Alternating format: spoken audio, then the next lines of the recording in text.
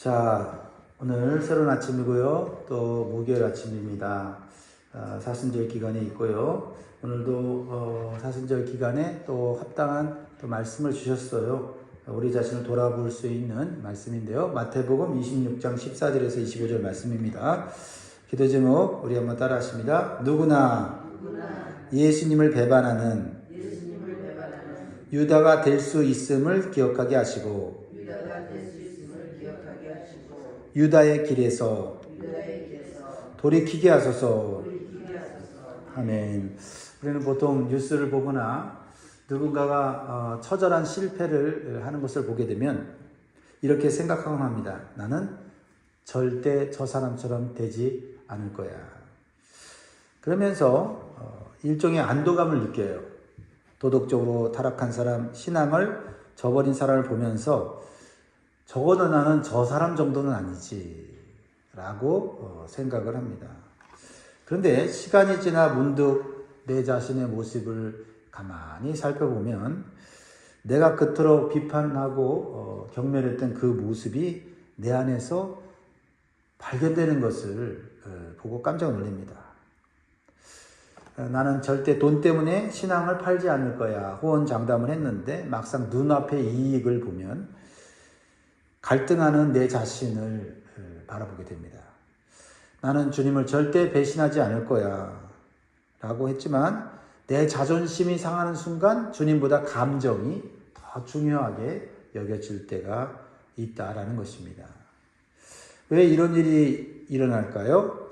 오늘 본문은 우리에게 충격적인 진실을 말해주고 있어요. 예수님과 가장 가까이 알던 사람도 예수님을 배반할 수 있다라는 사실입니다. 가룟 유다는 멀리 있던 사람이 아니죠. 그는 예수님의 가르침을 직접 듣고 기적을 바로 옆에서 목격하며 함께 먹고 자던 제자였고 최측근이었어요. 회개를 맡았다는 것은 그만큼 신뢰했다는 것이고 그리고 예수님이 가까이 했다라는 것을 의미합니다. 그래서 사람들은 왜 도대체 가룟 유다가 예수님을 배반했는가 궁금해합니다. 여러 가지로 추측을 하죠. 그런데 오늘 말씀을 통해 가룟 유다의 모습을 우리가 살펴보면 누구나 가룟 유다가 될 수 있다는 사실을 발견하게 됩니다. 첫 번째로 주시는 교훈을 마음에 새깁니다. 욕망이 하나님보다 커질 때 누구나 유다가 될 수 있습니다. 우리에게 다 욕망이 있잖아요. 그렇죠? 그 욕망이 커지면 가룟 유다가 될 수 있다는 거죠. 14절 15절에 보면 그때 12 중에 하나인 가룟 유다라 하는 자가 대제사장들에게 가서 말하되 내가 예수를 너희에게 넘겨주리니 얼마나 주려느냐 그들이 은 30을 달아 주거늘. 예수를 믿고 따랐는데 결국 예수님에 대해서 뭐라고 얘기합니까? 예수님 팔면 얼마 주려느냐라고 말하고 있다는 겁니다.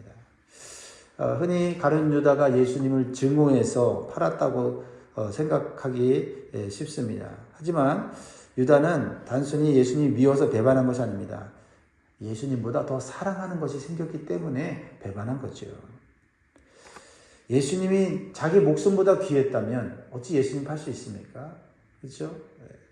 적어도 예수님이 자기에게 큰 은혜를 베풀었다는 사실을 알면 어찌 돈을 주고 예수님을 팝니까? 예수님은 그냥 떠난 것도 아니고 예수님을 돈으로 팔았다는 것은 예수님보다 더 사랑하는 것이 생겼다는 거죠. 가룟 유다가 제시받은 돈은 은 30인데 당시 노예 한 명의 몸값이었다. 유다는 3년 동안 따라다닌 스승의 가치를 딱 그 정도로 계산한 것입니다. 이 정도면 되겠다. 그래서 넘겨주다라는 이 헬러 단어는요, 실수로 어쩌다 벌어진 일이 아니라 아주 의도적이고 계획된 선택을 의미하는 거예요. 여러분, 우리의 삶에도 이런 인간적인 계산기가 두들겨질 때가 있어요. 하나님을 사랑한다고 말은 하지만 결정적인 순간에 내 자존심, 내 계획, 내 통장의 잔고가 주님보다 더 높은 가치를 가질 때가 있다라는 겁니다. 그 순간 우리는 이미 작은 배반을 시작하고 있는지 모르겠습니다. 어느 유명한 기업인이 인터뷰에서 이런 말을 했습니다. 처음에는 돈이 필요해서 일을 했습니다. 근데 어느 순간부터 돈이 나를 끌고 가기 시작했습니다. 그렇습니다. 처음엔 내가 선택한 것 같지만 어느 순간에 그 욕망이 나를 지배하기 시작할 수 있다는 겁니다. 신앙도 그렇습니다. 처음에는 이 정도는 괜찮겠지 했던 것이 어느 순간에 하나님보다 더 큰 자리를 차지하게 될 수 있다는 겁니다. 여러분의 욕망을 살펴보세요. 난 욕망이 없다라고 말할 사람이 누가 있습니까? 그 욕망이 커지는 것을 여러분 조심하십시오. 그 욕망을 죽일 수 있는 것은 오직 십자가입니다. 십자가에 못 박는 것이죠. 오늘 우리 스스로에게 물어보시기 바랍니다. 나는 지금 무엇을 예수님보다 더 귀하게 붙들고 있는가? 그 작은 욕망을 가볍게 여기지 마시기 바랍니다. 오늘 이 시간 내 마음의 중심을 다시 주님께로 돌려놓기를 주의 이름으로 축복합니다. 자, 두 번째로 주시는 교훈은요. 작은 죄가 쌓일 때 누구나 유다가 될 수 있다라는 겁니다. 작은 죄. 작은 죄는 습관적인 죄죠. 또는 죄가 아니라고 스스로 숨기는 죄들일 수 있습니다. 자, 가룟 유다가 어느 날 갑자기 배반자로 돌변했을까요?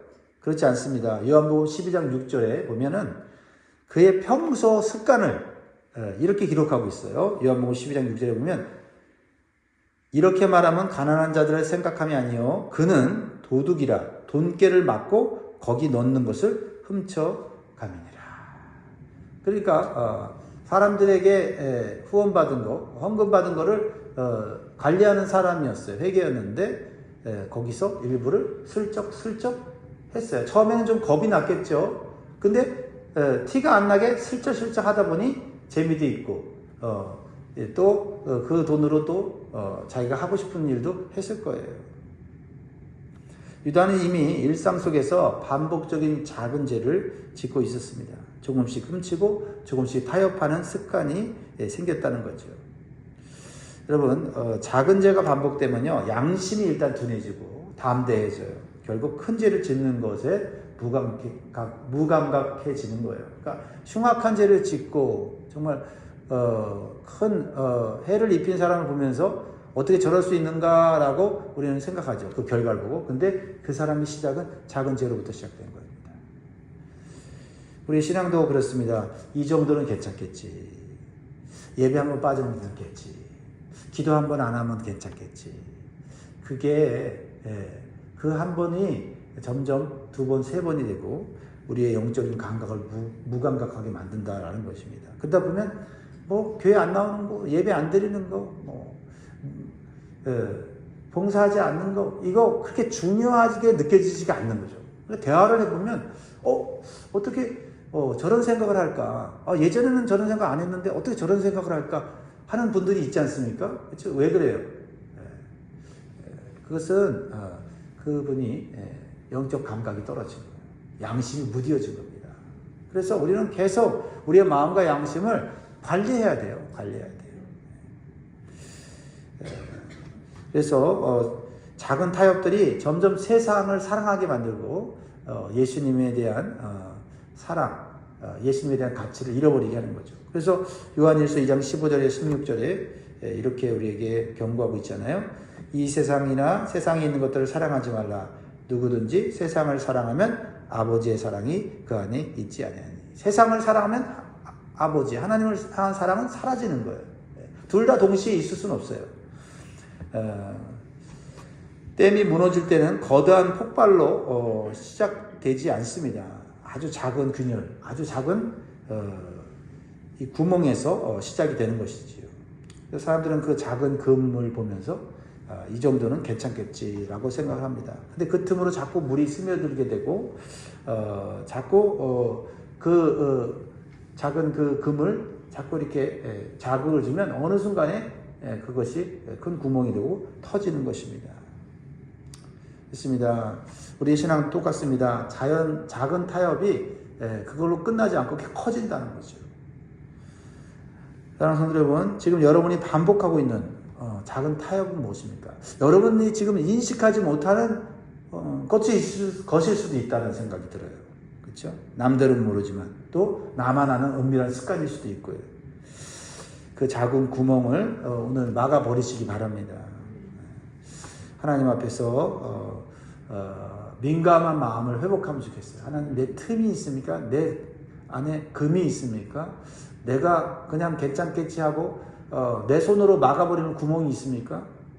하나님, 작은 죄에도 아파할 줄 아는 그러한 영적인 성도가 되게 해주세요. 이렇게 기도하면 좋겠습니다. 세 번째로는요, 겉과 속이 다른 모습으로 살 때 누구나 유다가 될 수 있다라는 것입니다. 자, 20절을 보면 이런 표현이 나오죠. 20절, 저물 때에 예수께서 12제자와 함께 앉으셨더니. 지금 가룟 유다는 이미 예수님을 팔았잖아요. 팔았는데 예수님과 함께 앉아서 자기는 예수님을 배반하지 않은 것처럼 앉아 있다는 거죠. 사람이 그럴 수 있다는 거예요. 같은 영적인 자리에, 은혜 받는 자리에 있으면서 죄를 짓고도 안 지은 척 하면서 앉아 있을 정도가 바로 인간이라는 거예요. 겉으로 보기에는 야, 예수님 따라다니는 저 신실한 제자구나, 사람들은 생각하겠죠. 그러나 그의 마음은 이미 주님을 떠나 있었다라는 겁니다. 예수님을 돈으로 팔아 먹은 배반자였다는 거죠. 그렇습니다. 우리가 같은 자리에 있다고 해서 같은 신앙을 가진 것은 아니다라는 것입니다. 교회 오래 다녔다는 것, 중직을 맡았다는 것, 열심히 봉사했다는 것이 내 신앙의 본질을 증명해 주지는 않습니다. 내 몸이 성전에 와 있지만 마음은 세상에 가 있을 수 있다는 사실을 우리는 스스로 우리 자신을 깨닫게 해야 합니다.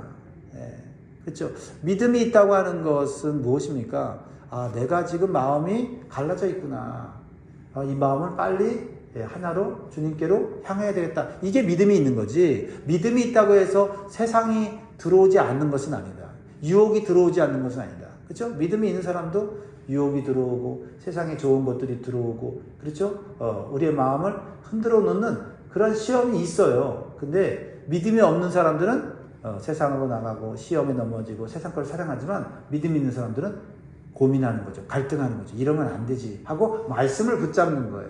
말씀을 붙잡는. 자, 어떤 건물은 겉으로 보면 아주 깨끗하고 보기 좋습니다. 근데 들어가 보면 이상한 냄새가 나는 경우가 있죠. 보면 어느 구석에 뭔가가 더러운 것들이 방치되어 있는 그런 경우를 보게 됩니다. 겉모습 보고는 절대 안을 다 알 수가 없어요. 우리의 신앙도 마찬가지입니다. 사람들은 우리의 겉모습을 보지만 하나님은 우리의 안을 보신다. 그렇죠? 그러니까 사람을 의식해서 사는 것이 아니라 하나님을 의식하면서 사는 것이 가룟 유다가 되지 않는 이유지요.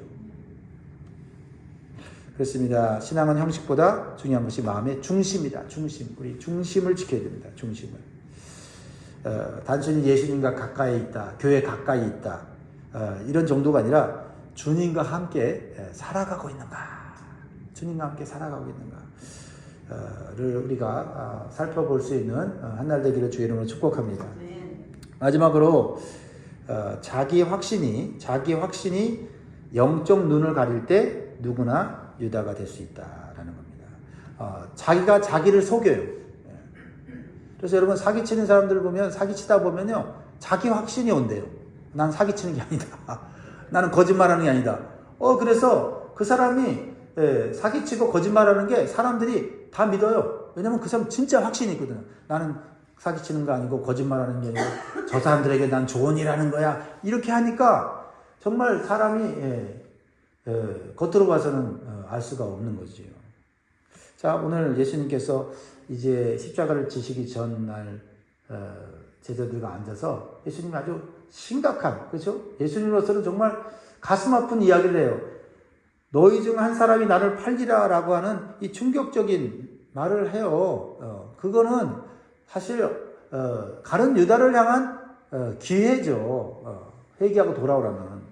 근데 누가 충격을 받았냐면 11 제자가 충격을 받은 거예요. 어떻게 이런 일이 있었을까? 그래서 제자들이 몹시, 22절에 보면 몹시 근심했다고 했어요. 22절 같이 있습니다. 시작. 그들이 몹시 근심하여 각각 여짜오되 주여 나는 아니지요. 적어도 우리가 신앙이 일어나면은 내가 신앙이 약해질 수 있지. 예수님 이러다가 배반할 수도 있지 하는 근심이 있어야 된다. 근심이. 그래서 이 11 제자들은 그래도 근심이 있었어요. 그래서 예수님 주여 나는 아니지요 라고 이렇게 물어봤는데 유다의 대답은 조금 달라요. 25절 보세요. 어떻게 다른가 볼까요? 25절 같이 있습니다. 시작. 예수를 파는 유다가 대답하여 이르되 랍비여 나는 아니지요. 대답하시되 네가 말하였도다 하시니라. 차이가 보이죠? 다른 제자들은 예수님을 누구로 불렀어요? 주여, 주여. 예수님에 대한 사랑, 그죠? 예수님에 대한 이 존경심이 있잖아요. 근데 유다는 이미 예수님을 무시하고 있어요. 예수님을 우습게 여기고 있죠. 뭐 예수님이 내가 하는 행동을 알려나? 예수님 당신이 나를 실망시켰으니 당신은 이제 나의 주님이 아니야. 이러면서 스스로 착각하고 있어요. 내가 하고 있는 게 옳다라고 생각하고 있다는 거죠. 그래서 선생님 이렇게 말하는 거예요. 랍비여 정도로 말하는 거죠. 더 무서운 것은 유다의 뻔뻔함이에요. 뻔뻔함. 이미 배반을 결심하고 돈까지 챙겼으면서 얼굴색 하나 변하지 않고 어떻게 해요? 나는 아니지요 라고 묻는 거예요. 나는 아니지요. 이것이 가장 위험한 영적 상태인 자기 착각, 자기 확신이다라는 겁니다. 나는 문제없어, 나는 잘하고 있어 라는 교만이 하나님의 경고를 차단해 버리죠. 우리가 운전하다 보면 가장 위험한 순간은 언제예요? 초보자 때가 아니에요. 초보자 딱지를 떼고 조금 익숙해져서, 그렇죠? 이제는 옆에 앉으면 때로는 운전하는 사람, 나한테 운전 가르쳐준 사람한테 운전 이렇게 해라 저렇게 해라 이러면서 나는 운전 잘한다라고 착각을 할 때 그때 사고가 나더라. 자, 위험은요, 운전은요 누구도 자신할 수 없어요. 오래 한 사람도 피곤하고 정신을 딴 데 팔면 사고 나는 거고, 그렇죠? 자신 있게 가던 길도 그곳에서 우리가 사고를 당할 수도 있는 거죠. 신앙도 마찬가지예요. 가장 위험한 사람은 넘어질까 두려워하는 사람이 아니라 나는 괜찮다.